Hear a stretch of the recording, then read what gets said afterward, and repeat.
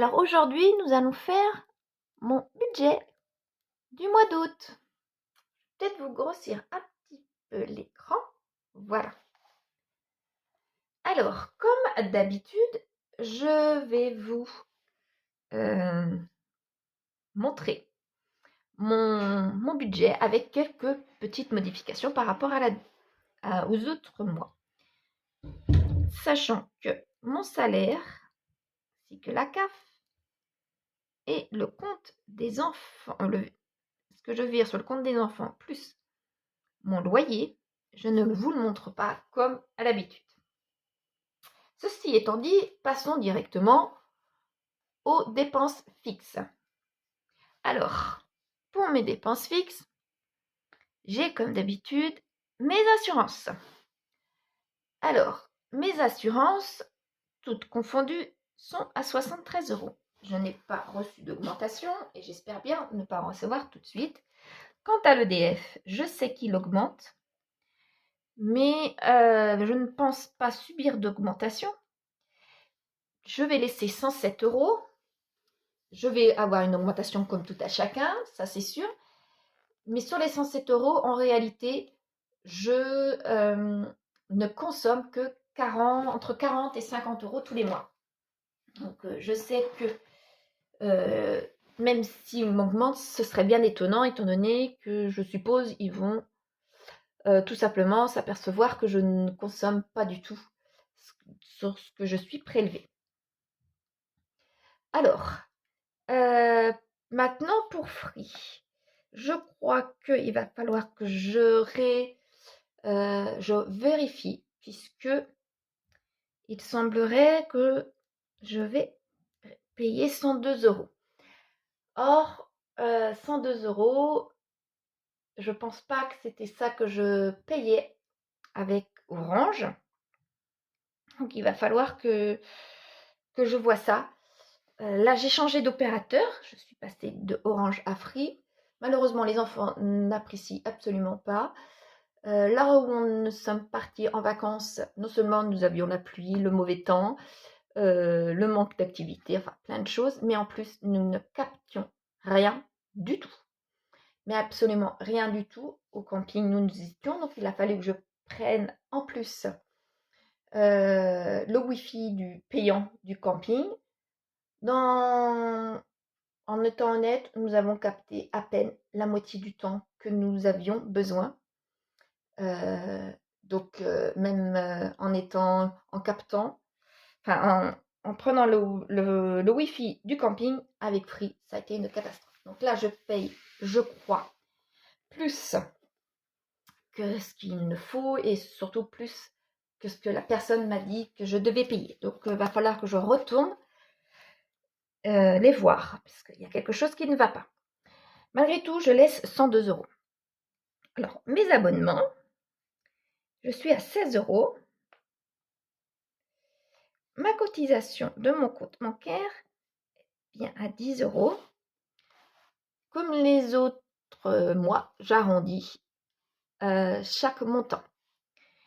Alors, j'ai aussi ma provision sur charge qui est de 192 €, qui ne changera pas du tout de l'année. Et là, eh bien, sans le faire exprès, j'ai un montant tout rond de 500 € sur mes charges fixes. Quant aux charges variables, elles ne bougent pas. J'ai mes imprévus que je veux toujours avoir, qui est de 100 € PayPal pour mes achats, ainsi que pour mon fils le plus jeune qui aime bien faire des achats. Il a découvert un nouveau site qui s'appelle Temu je crois. Et eh bien, il y a beaucoup d'achats, pas beaucoup d'achats, beaucoup d'articles qu'il trouve absolument merveilleux et qui veut me faire dépenser. Maman, ceci, maman, cela, c'est qu'1 €, c'est que 2 €. Donc, je fais bien de mettre 50 €. Mon PEA ne bouge pas non plus. Il est à 30 €. Si vous vous souvenez l'année dernière, pour un petit rappel, habituellement, l'année dernière, j'avais une 4e ligne qui était bien pour le self. Je mangeais une fois par semaine au self de ma société le vendredi pour me laisser une journée off au niveau préparation des repas. Et bien là, je ne le fais pas puisque je suis toujours en temps thérapeutique. Il semblerait que je vais être encore plusieurs semaines, certainement même plusieurs mois en temps thérapeutique. Donc, je ne travaille que 3 jours semaine. Et bien, sur les 3 jours, je ne vais pas apporter ma gamelle de journée et avoir une journée de self. Non. Donc là, ça, je suis capable de faire mes 3 jours. Ce qui me fait, comme les autres mois du 2023, 180 €. Voilà. Maintenant, pour mes enveloppes. Pour mes enveloppes, je vais laisser les mêmes que le mois de juillet. Il est vrai que je n'ai pas les enfants. Je vais laisser 300 € puisque j'avais diminué. Je vais laisser 300 €. Au mois de juillet, ça m'a convenu. Bon, il est vrai que c'était un mois sur 3 semaines et non pas sur 4. Donc là, je vais laisser 300. Et puis, si j'ai du monde à manger, bah, je prendrai sur cette enveloppe mes enfants ou des amis. Hygiène et entretien, je n'ai pas les enfants. De nouveau, je me répète. Oula, pardon. Je n'ai pas les enfants, mais... Oups, je fais des bêtises avec des petites pièces. Je n'ai pas les enfants, mais je compte faire pendant ce mois-ci un mini-stock, si on peut dire, hein, un mini-stock sur l'acide citrique, sur le savon noir, voyez, ce genre de choses-là, ce qui va me convenir, à vrai dire, ce qui est le plus urgent. Et comme ça, pour les autres mois, j'aurai pas besoin d'acheter de suite. Alors, pour le carburant, je vais laisser 150 aussi. Habillement. J'ai assez acheté pour ma garde-robe capsule, ou ma mini garde-robe, je ne sais pas comment je peux dire. Vous avez vu dans ma précédente vidéo que je n'ai pas dépensé entièrement mes 40 € pour mon habillement, puisque finalement, ça y est, j'ai ce qu'il faut. Là, je vais mettre malgré tout 40 € au mois d'août et au mois de septembre, puisqu'il va falloir que je commence cette garde-robe pour l'automne. Forcément, je n'ai pas tout. Et bien, il va falloir que je rachète des vêtements, obligatoirement. Donc là, après ma vidéo, celle-ci, je vais donc commencer ma garde-robe capsule sur papier pour savoir ce qu'il me faut, ce que j'ai besoin, ce que j'ai envie.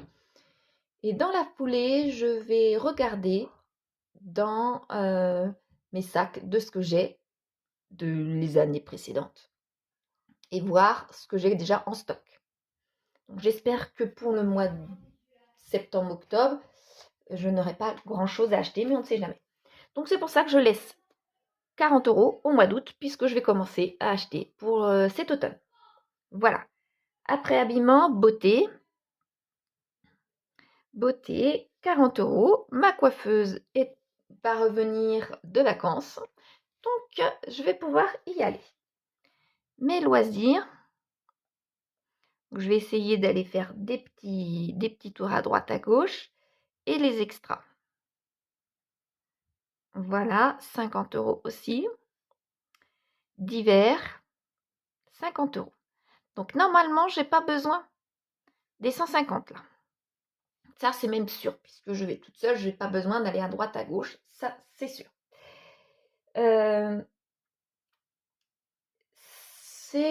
Cet argent-là, je vais même vous mettre tout de suite. D'ailleurs, on va faire le total, 710 €.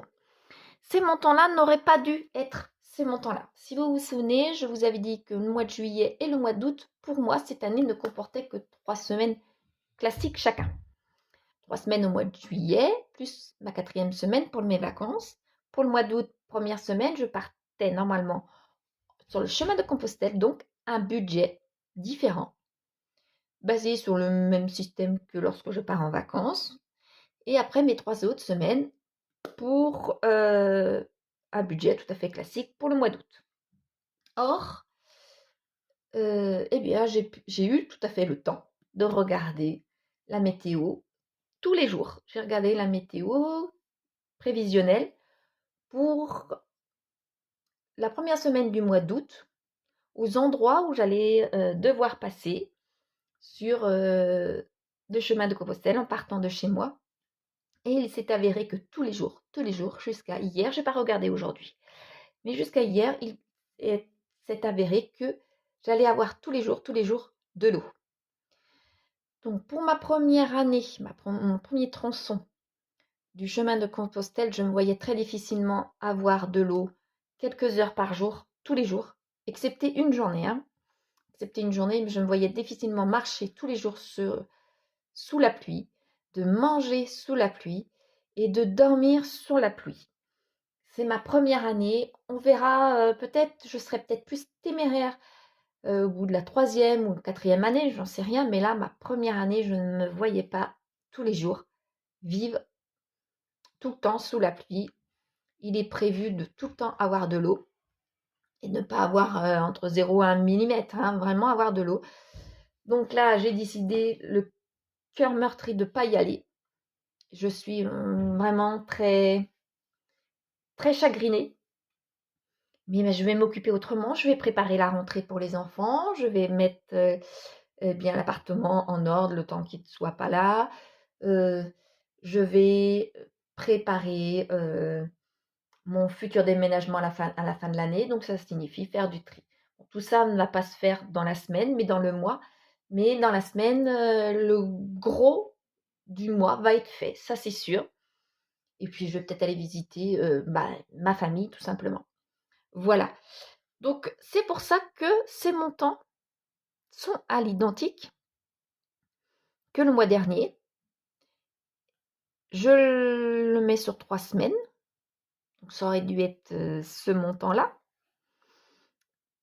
Mais je suis sûre de ne pas utiliser la totalité en alimentation, par exemple. L'hygiène, je pense utiliser la totalité, puisque je voudrais faire un mini-stock. Carburant, tout dépendra si je vais voir du monde. L'habillement, je voudrais utiliser la totalité. Beauté, je sais que je vais utiliser la totalité. Quant à ces deux choses-là, les 100 euros, je ne pense pas utiliser. Les divers, je vais en utiliser, mais pas la totalité. Donc, j'aurais dû bouger par rapport au mois de juillet, ce qui était sûr, puisque j'étais là 4 semaines, et non pas 3 semaines. Mais comme je n'ai pas les enfants, donc je reste sur ce montant-là, tout simplement. Après, on verra si j'ai autre chose de prévu. Mais normalement, ce montant-là devrait me convenir parfaitement. Maintenant, passons à mes épargnes. Là, je vous ai pas... Pour une fois que j'ai calculé, alors, A, B, C, D, E, voilà, A, B, C, D, E, il me reste donc 473 euros. Ah, si je ne veux pas avoir là, 473 euros. Maintenant, passons aux épargnes. Alors, j'ai toujours mon épargne de précaution. Vous voyez, comme là, je pense que je changerai de format pour passer sur un format A5, de passer de format de A5 à A4, puisque je n'ai pas assez de lignes, par exemple. Donc, l'année prochaine, je pense que je changerai. Donc, j'ai toujours 50 euros en virement pour mon épargne de précaution. Après, c'est parti. En anniversaire, comme d'habitude, je mets 60 euros. Je pense que l'année prochaine, par contre, je augmenterai. Parce que j'ai des personnes supplémentaires, donc je vais augmenter. Colis, 20 euros. Entretien véhicule, 40 €. La maison, 50 €. J'ai déjà commencé à utiliser mon enveloppe maison, par exemple. Je l'ai commencé cette année, mon enveloppe maison, pour l'année prochaine, pour l'aménagement, pour la décoration, pour tout ce qui touche à la maison. Mais là, j'ai déjà commencé à l'utiliser puisque l'année prochaine, j'espère faire des petites économies, même des économies substantielles sur l'alimentation en ayant un potager, puisque je vais avoir du terrain. Je veux faire un potager et par conséquent, je veux faire derrière des bocaux. Je veux faire des conserves, pardon. Et donc, j'ai acheté des bocaux. J'aimerais en avoir 200. Donc là, je suis presque à 100. Et eh bien, j'espère que d'ici à l'année prochaine, ce qui sera sûr, ce sera bon, j'aurai bien mes 200. Et entre-temps, j'aimerais aussi avoir des bocaux pour eh bien, les confitures, malgré que les arbres fruitiers ne donneront pas de suite, ça c'est sûr. Il faut attendre plusieurs années. Et puis bah, pour les sauces, je récupère les bocaux que j'achète actuellement et puis je dépose ça autre part que dans mon appartement. Donc cette enveloppe est bien utile puisque ça ne sort pas de mon budget, par exemple, d'hiver. Ça sort de mon budget maison, déjà de cette année. Donc je suis contente, ça me fait moins d'efforts. Noël, maintenant. Noël, 60 €. Promo de l'automne. Donc les promos, 30 €. Stock alimentaire. Stock alimentaire est de 50 €. Mes soldes, 50 €. Week-end,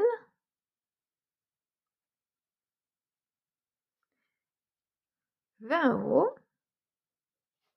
Et alors, le retard. Alors, les retards, c'est tout simplement en début d'année, si vous vous souvenez. J'étais vraiment dans la galère financièrement et je n'ai pas pu mettre beaucoup d'argent dans mes enveloppes.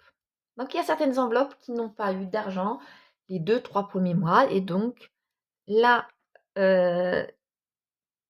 ces mois-ci, entre ce mois-ci du mois d'août et du mois de juillet, j'ai un petit peu plus d'argent. Donc, je les réinjecte dans les enveloppes qui n'ont pas eu directement janvier, février, voire mars, de l'argent. Donc là, le mois dernier, je ne me souviens plus.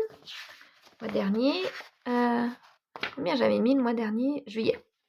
Là, retard 150 €. J'avais 150 € que j'ai pu réinjecter dans mes montants. Là, malheureusement, je mets beaucoup moins. Je mets que 40 €.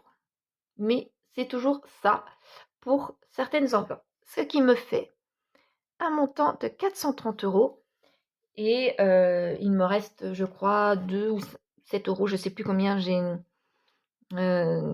calculé tout à l'heure.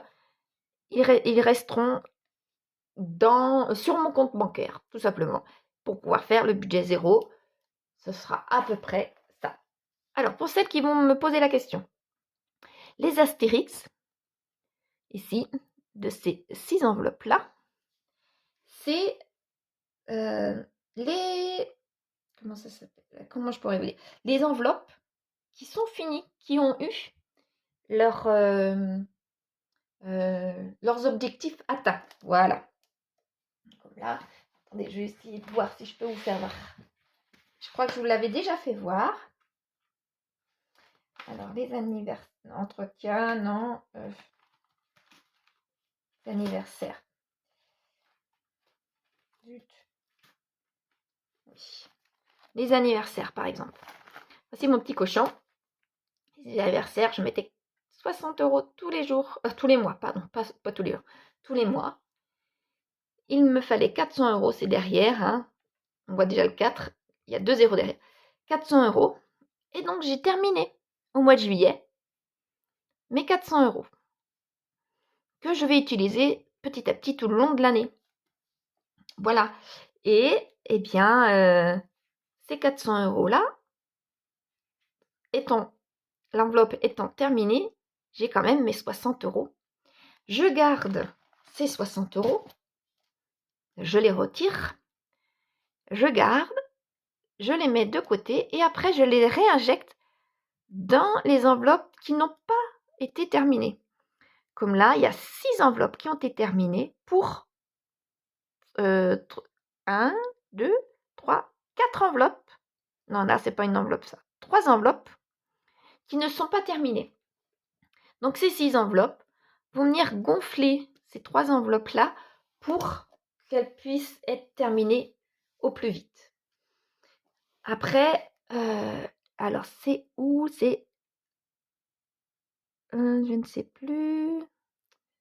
L'entretien du véhicule ou maison, je ne sais plus. Il y avait fête. Ah oui, il n'y est pas. Par exemple, fête. Là, je mets comme ça, fête.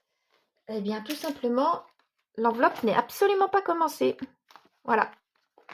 Elle n'est absolument pas commencée et je voudrais mettre 200 € cette année dans cette enveloppe-là. Fête, ça peut être tout simplement un anniversaire de mariage.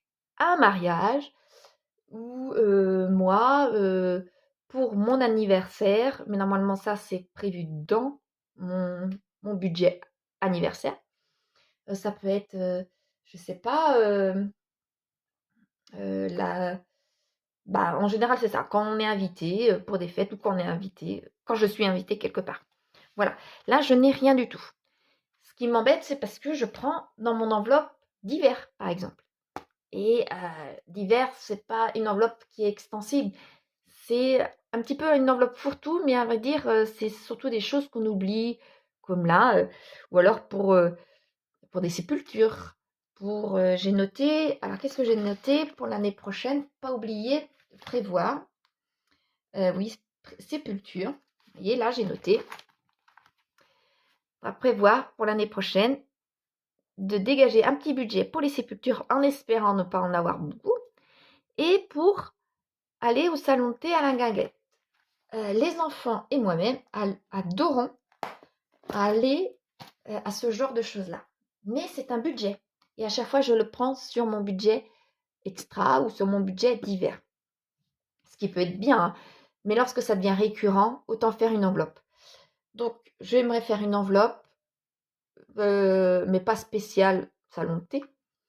Ce sera une enveloppe qui sera regroupée avec autre chose si je pense à ajouter quelque chose parce que j'avais oublié ceci ou cela. Voyez. Donc là, fête, pour revenir à ce que je disais, fête, je n'ai pas commencé parce que c'était pas urgent et que je savais que cette année, je n'allais pas avoir des choses, hein, tout simplement.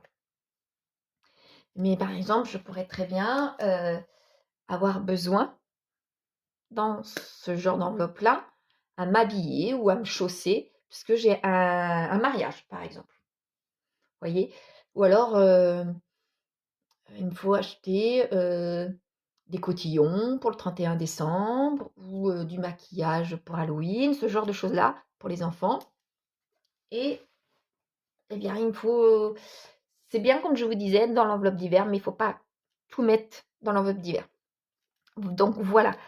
Donc là, ces Astérix-là, je garde, je retire quand même 430 €. Et ces Astérix-là, ces montants-là, y correspondant, vont aller gonfler les 3 enveloppes. Par exemple, je sais que... Où est-ce que j'ai noté ça? Voilà, je sais que grâce à ces 6 enveloppes-là, ce mois-ci, je vais terminer mon budget vacances. Il est où? Bah, je ne l'ai même pas mis, mon budget vacances. Zut, zut, zut. Ah, va falloir que je vois ça. Va falloir que je vois ça parce que je ne l'ai pas là. Étonnant. Donc, je vais voir. Je sais que je vais terminer aussi mon enveloppe entretien du véhicule. Donc, j'aurai 2 Astérix en moins.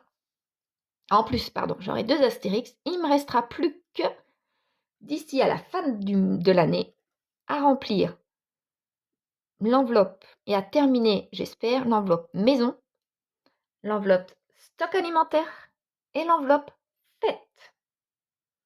Voilà, il me restera ces 3 choses-là à remplir, à compléter. Une fois tout complété, eh bien, je vais pouvoir commencer petit à petit un budget pour l'année prochaine. Si vous vous souvenez, je voudrais que toutes mes enveloppes aient une année d'avance. Donc, je commence petit à petit comme ça, depuis le début de l'année. L'année dernière, j'ai voulu le faire aussi, mais je me suis mal débrouillée en calculant mes budgets pour cette année. C'est comme si je reprenais, normalement j'aurais dû reprendre à zéro, ou augmenter le double au niveau des objectifs, tout simplement. Mais alors je me suis mal prise et bien là, on va dire que cette année, eh bien c'est une année où je redébute tout.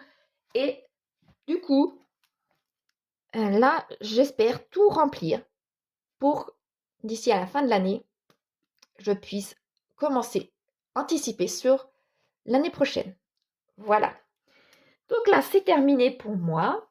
Je vais regarder de nouveau pour, je vous ai dit, mon enveloppe vacances. Voilà, je note mon enveloppe vacances. Voilà, pas faire d'erreur. Et après, eh bien, je vais pouvoir aller retirer mon argent et les dispatcher, tout simplement. Et je peux vous dire que ça fait du bien lorsqu'on est à la moitié de l'année et qu'on voit quasiment toutes ces enveloppes avec, pour ma part, des astérix, par exemple. Ça laisse supposer que si j'ai été pas trop déraisonnable dans le montant de mes enveloppes, que d'ici à la fin de l'année, je puisse terminer toutes mes enveloppes.